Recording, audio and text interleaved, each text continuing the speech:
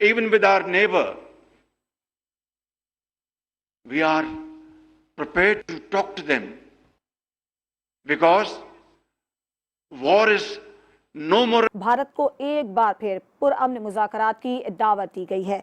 तो पाकिस्तान तो यही चाहता है कि खित्ते में अमन सलामती रहे और सूरत हाल को कंट्रोल में रखा जाए। तो वज़ीर आज़म की जानिब से जो मुज़ाकरात की मैडम, पाकिस्तान के वज़ीर आज़म ने आज भारत को एक दफ़ा फिर ऑफ़र कर दी है कि आएँ, बात करें, मुज़ाकरात करें। ये ऑफ़र्स वो बहुत ज़्यादा कर चुके हैं जब से वज़ीर। भारत चूंकि एक बड़ी आबादी है और हटधर्म है और यकसुई के साथ हटधर्म है। मोदी साहब जो है वो यकसू किस्म के हटधर्म है कि वो कहते हैं कि जो मैं सोच रहा हूं बस वही इंप्लीमेंट होना है, और उन्होंने बड़ी शातराना चालें चल के जो है वो इस भारत को एक हार्डकोर। क्या वजह है शहबाज शरीफ साहब को, क्यों इंडियन सरकार जवाब नहीं देती और क्यों उनको वो इस ऑफर को सीरियस नहीं ले रही? मिल के बैठ के बात कीजिए। लेकिन मैं आपको एक बात बता दूं, ये मुमकिन नहीं है कि भारत मकबूजा कश्मीर में अपना तसल्लुत खत्म ना करे। भारत ने 5 अगस्त को जो स्टेप लिया वो अंडू ना करे और हम भारत के साथ अपनी ट्रेड ओपन कर दें, हम भारत के साथ मुज़ाकरात ओपन कर दें। ऐसा नहीं होगा। वो जो मामला जो बिल्कुल आपको देखने के लिए तैयार नहीं है और आप जो है ना वो उनके तलवे चाटने के लिए इतने हद तक गिर गए। 6 दिन रह गए तो अब वो ये बात कर रहे हैं। उनको तो ये बात जब वो आए थे पहले दूसरे दिन में ही कर लेनी चाहिए थी। अब 6 दिन में वो ऐसा क्या करिश्मा दिखाएंगे जिसमें, या चमत्कार दिखाएंगे जिसमें कि सब कुछ ठीक हो जाए। जो नई गवर्नमेंट आई, इस मामले में बिल्कुल मुख्तलिफ राय रखता हूँ और मुझे ये लगता है कि अभी जब तक पाकिस्तान इकोनॉमिकली स्ट्रॉन्ग कंट्री नहीं बनेगा ये कश्मीर का इशू रिजॉल्व नहीं हो सकेगा। डिबेट जरूर उनकी एक चल रही थी। बाकी जो हमारी गलतियां हैं जो हम करते रहे हरकतें हर थोड़े दिन के बाद, तो भारत वो इतनी जल्दी भूल तो नहीं जाएगा सर। क्या गलतियां कर रहे हैं हमने जो इस मरहले पर ये ऑफर की है, तो इसमें हमें कंडीशन को और आगे बढ़ाना चाहिए था कि क्या क्या कंडीशन हो सकती हैं। सिर्फ ये करना कि जनाब ये 370 वापस ले लें, तो 370 तो वैसे ही एक आज़माना इकदाम था, उसके लिए तो। जय हिंद दोस्तों, वेलकम टू नव इंडिया न्यूज़। दोस्तों, पाकिस्तान ने एक बार फिर से भारत के पैरों में गिड़गिड़ाकर बातचीत करने की भीख मांगी है। इससे पहले इमरान खान ने भी बहुत बार भारतीय प्रधानमंत्री नरेंद्र मोदी से बातचीत की कोशिश की थी, वो सभी नाकाम रही। दोस्तों, शहबाज शरीफ सरकार भी अपने आखिरी हफ्ते में है। इसके बाद वापस से पाकिस्तान में चुनाव होंगे और जाने से पहले शहबाज शरीफ ने फिर से प्रधानमंत्री मोदी से बातचीत करने और भारत से रिश्ते सुधारने की बात कही है। दोस्तों, हम सब भली भांति तरह से जानते हैं कि पाकिस्तान की कथनी और करनी में रात दिन का अंतर होता है। एक तरफ जहां पाकिस्तान बातचीत की बात करता है, वहीं दूसरी तरफ सीमा पार से अलगाववाद को फैलाकर देश को अस्थिर करने की कोशिश करता है। ऐसे हालात में प्रधानमंत्री मोदी का कठोर रवैया देखने के बाद में पाकिस्तान मीडिया के हाथ पैर फूल चुके हैं और वो कह रहे हैं कि प्रधानमंत्री मोदी झुकने वाले नहीं है, चाहे कितना भी पाकिस्तान गिड़गिड़ा ले। भारत चूंकि एक बड़ी आबादी है और हटधर्म है और यकसुई के साथ हटधर्म है।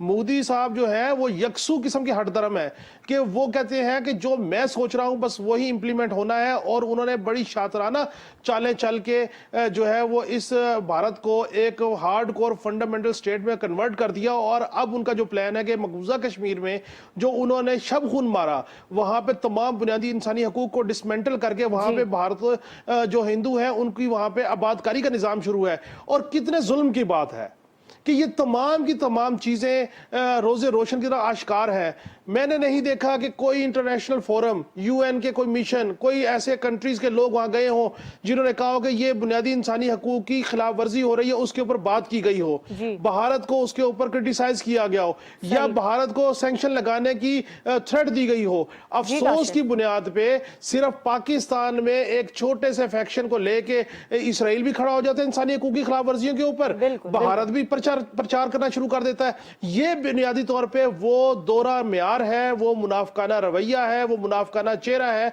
लेकिन हम फिर भी सुलझू लोग हैं, हम ठीक है। कहते हैं कि आइए मिल के बैठ के बात कीजिए। लेकिन मैं आपको एक बात बता दूं, जी काशिफ। ये मुमकिन नहीं है कि भारत मकबूजा कश्मीर में अपना तसल्लुत खत्म ना करे।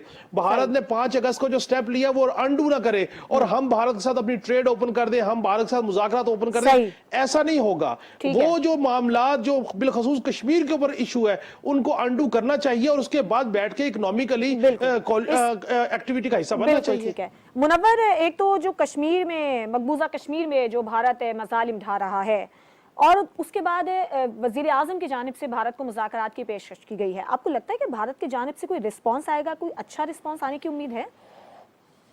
देखिए, मेरा इस मामले में बड़ा अनपॉपुलर व्यू है। मैं इस मामले में बिल्कुल मुख्तलिफ राय रखता हूँ और मुझे ये लगता है कि अभी जब तक पाकिस्तान इकोनॉमिकली स्ट्रॉन्ग कंट्री नहीं बनेगा ये कश्मीर का इशू रिजॉल्व नहीं हो सकेगा। पहले तो सर आप जानते हैं कि ये सरकार जो है वो सिर्फ 6 दिन की रह गई है और अभी 6 दिन के बाद जो है इनकी गवर्नमेंट जो है वो वैसे भी खत्म होने वाली है, शहबाज शरीफ साहब की।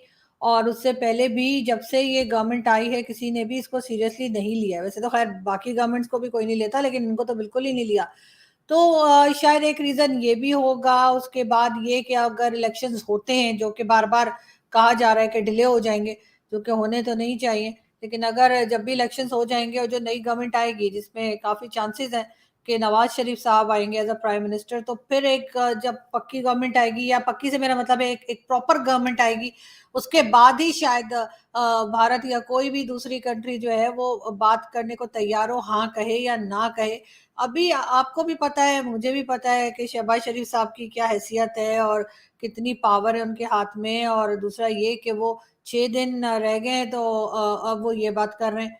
उनको तो ये बात जब वो आए थे पहले दूसरे दिन में ही कर लेनी चाहिए थी। अब 6 दिन में वो ऐसा क्या करिश्मा दिखाएंगे जिसमें, या चमत्कार दिखाएंगे जिसमें कि सब कुछ ठीक हो जाए।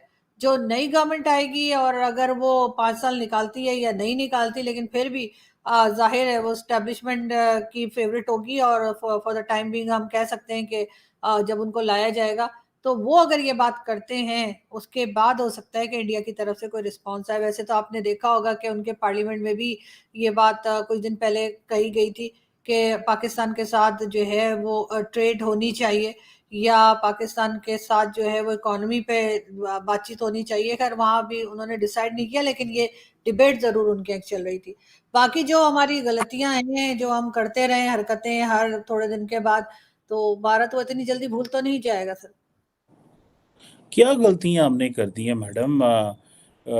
आपको याद होगा कि जब प्राइम मिनिस्टर मोदी दोबारा इलेक्शन में आ रहे थे 2019 में, तो उन्होंने इंटरनेशनल लॉ की वायलेशन करते हुए पाकिस्तान के अंदर सर्जिकल स्ट्राइक की थी।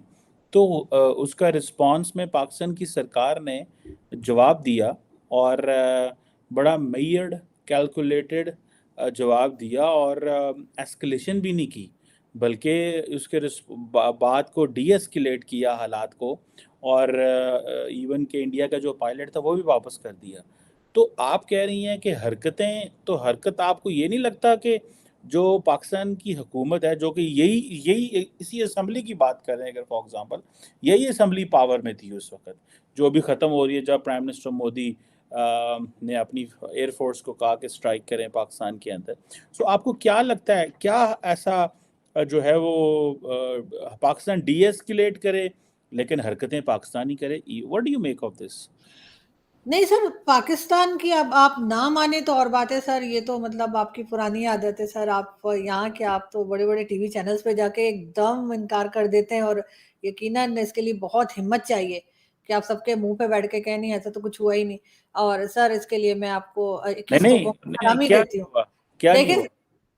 मैं वही बताने लगी हूँ सर, कितनी बार हमारे यहाँ से जो कश्मीर साइट है वहां से कितनी बार लोग पकड़े गए हैं वहां इंडिया में जाते हुए। अभी रिसेंटली छोड़ दीजिए उन लोगों को, रिसेंटली हमारा एक ड्रोन जो था वो उधर वाघा बॉर्डर के पास ही